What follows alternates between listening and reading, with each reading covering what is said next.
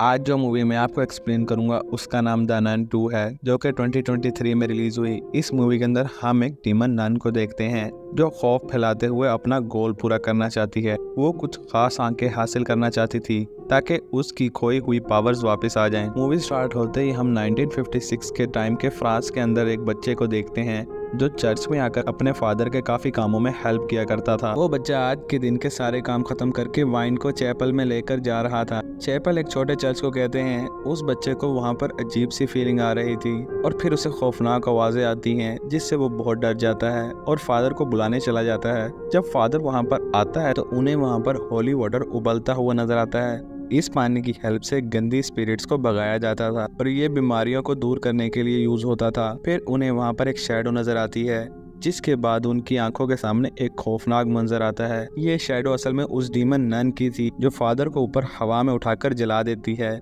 जिससे वो मर जाता है। चर्च के ऊपर वाले एरिया में वो नन दिखाई देती है और हम एक आदमी को एक बैग ले जाते हुए देखते हैं। नेक्स्ट सीन में हमें एक सिस्टर इरीन दिखाई जाती हैं। वो अपनी जिंदगी दूसरे चर्च में रहकर गुजार रही थी।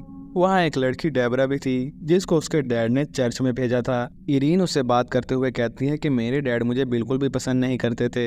इसकी वजह ये थी कि इरीन को कोई भी बुरी चीज होने से पहले उसके बारे में पता चल जाता था।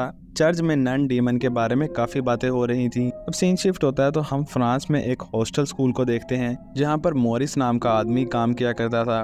उस हॉस्टल को एक ओल्ड मैडम चलाती थी और वो मोरिस से बहुत गुस्से में बात कर रही थी और इसकी वजह ये थी कि मैडम का बेटा चैपल में कुछ सालों पहले मर गया था और इसी वजह से वो बहुत इरिटेट हो गई। इसी स्कूल हॉस्टल में एक बच्ची सोफी भी पढ़ती है और वो मोरिस की काफी अच्छी दोस्त थी। वहाँ पर कुछ लड़कियां सोफी को तंग करती थीं और मोरिस उसको उनसे हमेशा बचाता था, मगर मोरिस के साथ कुछ तो मसला था क्योंकि वो अजीब सी हरकतें करता था।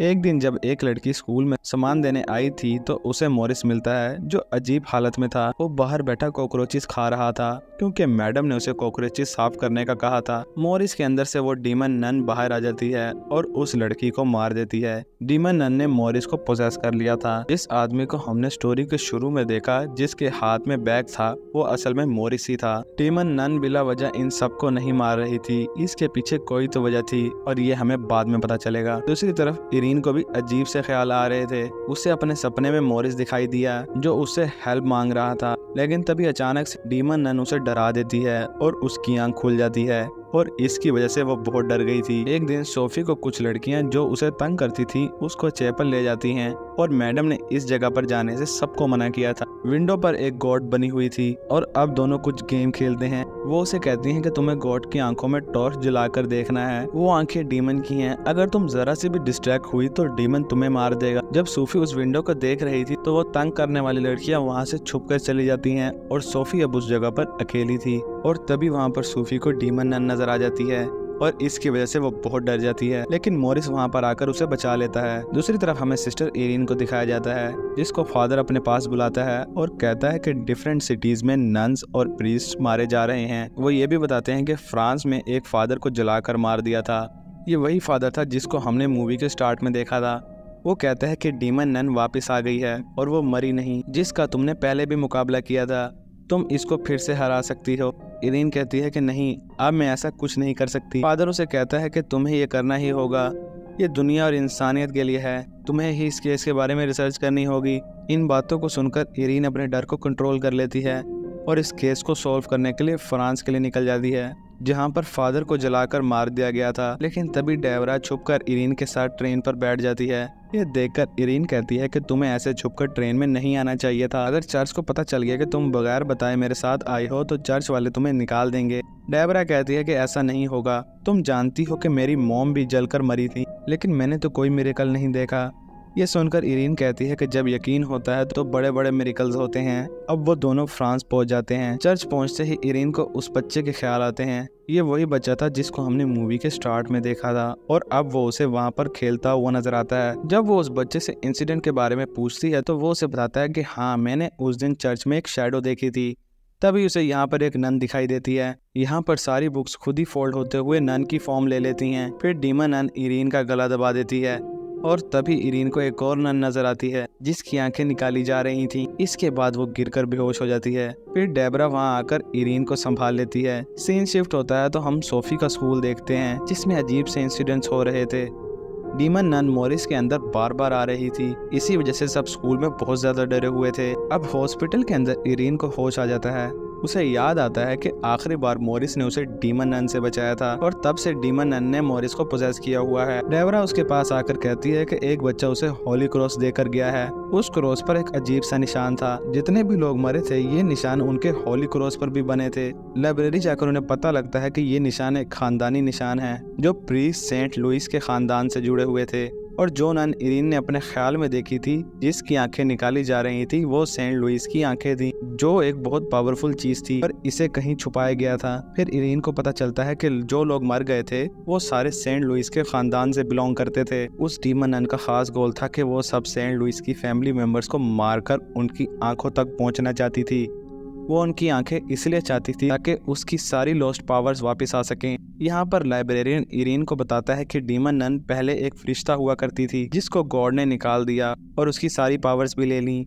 वो उस जगह की लोकेशन भी बताता है जहाँ पर जाके उन्हें और भी इंफॉर्मेशन मिलेगी। वो ये भी बताता है कि वो आंखें वहाँ से कुछ दूर एक चैपल में दफन है जहाँ पर वाइन की एक फैक्ट्री भी थी, मगर बाद में उस जगह पर हॉस्टल स्कूल बना दिया गया। लाइब्रेरियन उसी हॉस्टल स्कूल के बारे में बात कर रहा था जहाँ पर मॉरिस काम करता था, यानी डीमन नन जिसने मॉरिस को पोजेस किया हुआ था वहाँ पर उन आंखों को ढूंढ रही थी। ये सुनकर इरीन और डेबरा हॉस्टल की तरफ निकल पड़ते हैं। फिर हम मॉरिस को देखते हैं जो बहुत क्रीपी हरकतें कर रहा था। वो अपना सर चैपल के सामने घुमा रहा था, लेकिन मैडम उसे देख लेती हैं और होश में लाकर कहती हैं कि तुम्हारी तबीयत ठीक नहीं, जाओ जाकर थोड़ी देर आराम करो। मॉरिस कह रहा था कि मुझे नहीं पता कि मैं यहाँ पर कैसे आया। फिर मैडम उस चैपल से अजीब सी आवाजें आने लगती हैं। जब वो लॉक खोलकर अंदर जाती है तो उन्हें अपने मरे हुए बेटे की सोल नजर आती है जो उन्हें डरा रहा था। यहाँ पर मैडम के बेटे की आत्मा को डीमन नन कंट्रोल कर रही थी। वो मैडम के बेटे की आत्मा को यूज करके उससे मैडम को मार देती है। फिर मैडम की डेड बॉडी बहुत ही बुरी हालत में मिलती है जिसको देखकर हॉस्टल में रहने वाले सारे बच्चे डर जाते हैं। रात को सारी अटेंशन अपनी तरफ करने के लिए मॉरिस और सोफी की मॉम डांस कर रहे थे तो अचानक से मॉरिस की हालत खराब होना शुरू हो जाती है। उसकी गर्दन के पीछे जो क्रॉस का निशान था वो और ज्यादा खराब हो रहा था। दूसरी तरफ इरीन और डेबरा भी हॉस्टल में पहुंच गए थे और फिर वो सोफी की मॉम को मॉरिस से दूर रहने का कहते हैं क्योंकि इरीन अब जान गई थी कि मॉरिस को डीमन नन ने पोजेस कर लिया है। तभी वो डीमन नन मॉरिस के अंदर जाकर कहती है हेलो सिस्टर। ये कहकर मॉरिस चैपल की तरफ भाग जाता है। छोटे चर्च की तरफ जाते हुए देखकर इरीन उसे वहाँ जाने से रोकने की कोशिश करती है, मगर डीमन नन इरीन पर हमला करके उसे गिरा देती है। अब डेबरा भी डीमन नन को रोकने की कोशिश कर रही थी मगर वो उसे नहीं रोक पाती। तभी सिस्टर इरीन उठकर कुछ पढ़ना स्टार्ट कर देती हैं जिससे मॉरिस के अंदर वाली डीमन नन कमजोर हो जाती है। डेबरा जल्दी से जाकर मॉरिस के सर के पीछे कुछ मारती है जिससे वो बेहोश हो जाता है। वो उसे बंद करके एक जगह पर बिठा देती है ताकि वो कहीं भाग ना जाए। फिर इरीन और डेबरा कुछ सिस्टर के साथ चैपल में उन आंखों को ढूंढने जाते हैं ताकि उन्हें वो आंखें मिल जाएं जो डीमन नन ढूंढ रही थी। सोफी भी उनके साथ उस छोटे से चर्च में चली जाती है और वो उन्हें वो विंडो भी दिखाती है जिसमें वो गॉड बनी हुई थी।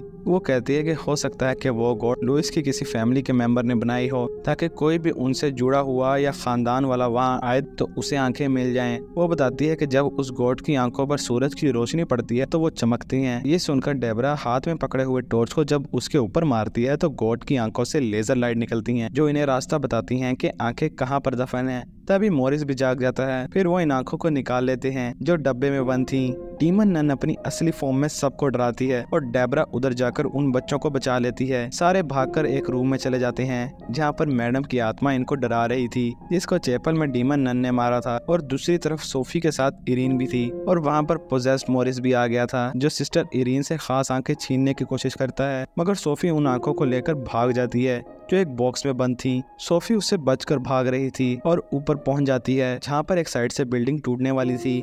ये सब उन आंखों के पावर्स की वजह से हो रहा था। तभी एक तेज येलो कलर की लाइट बाहर आती है। डीमन नन भी इसके पास नहीं आ सकती थी, मगर फिर भी मॉरिस जो डीमन नन से पोजेस था सोफी के पास जाने वाला था, मगर तभी वहाँ पर इरीन आ जाती है और उसे वो लेकर मिडल में रख देती है जिससे बहुत पावरफुल लाइट बाहर निकलती है। उसकी वजह से मॉरिस बहुत तड़प रहा था। सबको देखकर लग रहा था कि वो मर गया है। इसे देखकर सोफी को बहुत दुख होता है क्योंकि मॉरिस उसका बहुत अच्छा दोस्त था। इरीन चेक करने के लिए उसके पास आती है और उसे पता चल जाता है कि वो जिंदा था और ये डीमन नन की उसे पकड़ने की चाल थी। अब डीमन नन उनकी आंखों को उठा लेती है और उसे अपनी सारी पावर्स वापस मिल गई थी और अब वो फिर से अपनी असली फॉर्म में आ गई थी। वो आंखें अब उसकी आंखों में थी। फिर वो हॉस्पिटल में एक बच्ची को पकड़ के जो सोफी को हमेशा तंग करती थी थी उसके मुंह के अंदर वो नन अपने नाखून घुसा देती है। वो डीमन नन इतना पावरफुल हो गई थी कि वो इरीन को उसी तरह हवा में उठाकर जलाने वाली थी जैसे उसने मूवी के शुरू में फादर को मारा था। तभी यहाँ पर इरीन को उसकी मॉम नजर आती हैं और उनकी आंखें भी चमक रही थी। मतलब इरीन भी लुइस के खानदान से बिलोंग करती थी और इसके अंदर खुद भी पावर थी। वो अपने अंदर की पावर्स को जगाकर आग को बुझा देती है जो डीमन नन ने उस पर लगाई थी। इसका मतलब था कि एसटी लुइस के खानदान वाले बुरी पावर्स को हरा सकते थे। ये सब देखकर डीमन नन बहुत गुस्सा हो जाती है और सोफी पर हमला कर देती है। वो नोटिस करती है कि वहाँ पर वाइन है, जैसे लाइब्रेरियन ने बताया था कि उधर वाइन फैक्ट्री भी होती थी। अब वो चर्च में प्रे करते हैं और वो वाइन जीसस का खून बन जाती है और इसी वजह से डीमन नन की डेथ हो जाती है। इरीन ने उस नन को हेल में भेज दिया था। मूवी के एंड में हमें 2 पैरानॉर्मल इन्वेस्टिगेटर्स दिखाए जाते हैं जो स्पिरिट से बात कर सकते थे। उन्हें चर्च से कॉल आई थी ताकि वो एक नए केस को सॉल्व कर सकें। यहाँ पर ये मूवी एंड हो जाती है। अगर आप किसी मूवी की एक्सप्लेनेशन चाहते हैं तो इस वीडियो को लाइक करें और हमारे चैनल को सब्सक्राइब भी करें ताकि हम मजीद आपके लिए ऐसी एक्सप्लेनेशंस लाते रहें।